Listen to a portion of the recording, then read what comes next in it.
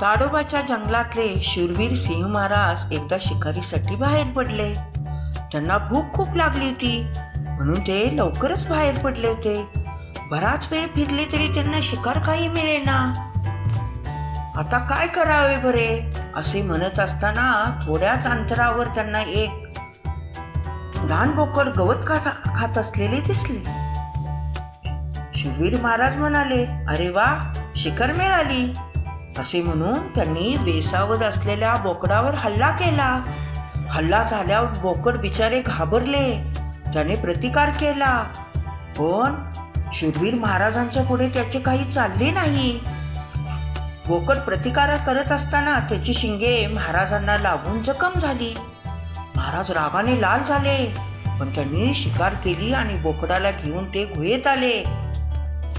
आणि आपला मंत्री खोट्या कोल्होबा यांना त्यांनी बोलावणं केलं आणि खोट्याला सांगितले, हे बघ खोट्या, आत्ताच्या आत्ता जंगलात जाऊन दौंडी पिटून ये की सांग आपल्या जंगलात जे कुणी शिंगवाले प्राणी आहेत त्यांनी आत्ताच्या आत्ता जंगल सोडून जावा, नाहीतर त्यांना फाशी दिली जाईल, अशी शूरवीर महाराजांची आज्ञा आहे असे सांग. खोट्या कोल्होबा ठीक आहे म्हणाला आणि खोट्या जंगलात जाऊन दौंडी पिटू लागला. तो काय म्हणाला, हे जंगलवासियानो, जेवढे आपल्या जंगलात शिंगवाले प्राणी आहेत त्यांनी जंगल सोडून जावावे, जे राहतील त्यांना फाशी दिली जाईल, अशी शूरवीर महाराजांची आज्ञा आहे. त्यामुळे त्यांनी ती आज्ञा पाळावी, नाही तर फाशीला तयार व्हावे. असे म्हटल्याबरोबर सगळे प्राणी शिंगवाले घाबरले. रानबैल, रानरेडे, काळवीट, सांबर, रानबोकड सगळे प्राणी घाबरून जंगलातनं पळत सुटले. सगळे खूप घाबरले होते, कारण शूरवीर महाराज कसे आहेत ते त्यांना माहीत होते. ते आपल्या आज्ञेची अंमलबजावणी करणार, म्हणून प्राणी घाबरले आणि पळत सुटले. ह्या सगळ्या प्राण्यांच्या बरोबर गप्पू ससेभाऊही घाबरून पळत सुटले. सगळे प्राणी वेगात पळत होते. ते मागं न बघता पळत सुटले. त्यांच्या पाठोपाठ गप्पू ससेभाऊही पळत सुटले.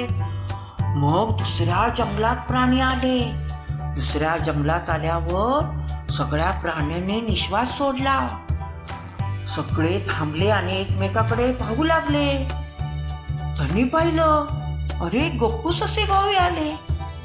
मग काळवीट खारीन काय म्हणाले, अरे गप्पू तूही का आलास रे, तुला काय झालं घाबरायला.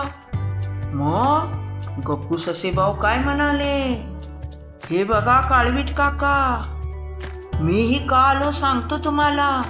अहो माझे कान उभे आहेत.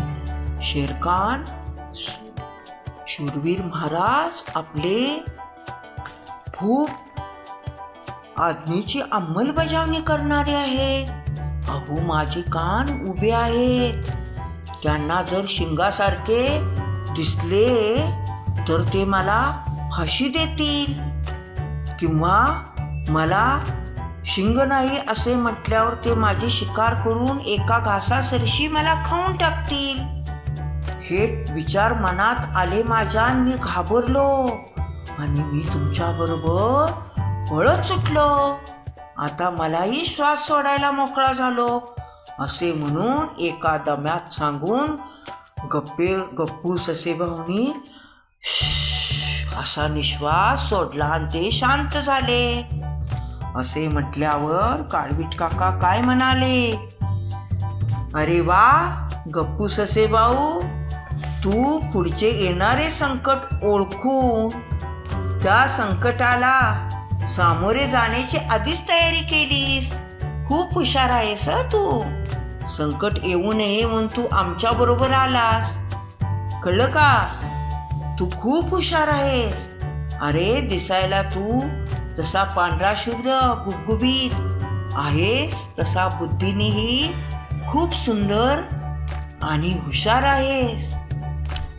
हे म्हटल्यावर आमच्या गुब्बू ससेभाऊंना मुठभर मांस चढले आणि ते म्हणाले, काळवीट काका इतकी काही माझी स्तुती करू नका. मी खूप खुश झालो आहे, पण बाद झालं आता माझी स्तुती करण्याची. तुम्हाला एक सांगू का? हे बघा काळवीट काका, आपले शूरवीर महाराज जसे आहेत तसे ते अंमलबजावणी करतात, बोलतात तेच खरे करतात. कारण ते लहरी आहेत. त्यांची कधी लहर फिरेल हे सांगता येत नाही. कारण त्यांची लहर फिरली तर माझं काही खरं नाही. म्हणतात ना, लहरी व जुलमी राजाच्या वागण्यामुळे निरापराधांना सुद्धा बळी ठरावे लागते. हे माझ्या ध्यानात होतं, म्हणून मी आलो. कळलं का? मग सगळे प्राणी एका सुरात, हो बरोबर आहे गप्पू तुझं. अरे तू एवढा हुशार आहेस म्हणून तुला खूप खूप आमच्याकडून शाबासकी. तू राहा आमच्या बरोबर आणि तुझे हे म्हणणे बरोबर आहे. कळलं का? असे म्हणून सगळे प्राणी गप्पू ससेभाऊ त्या जंगलात आनंदाने राहू लागले. हा व्हिडिओ आवडला असेल तर आपल्या आजीच्या गोष्टी चॅनलला लाईक करा, शेअर करा आणि सबस्क्राईब करा.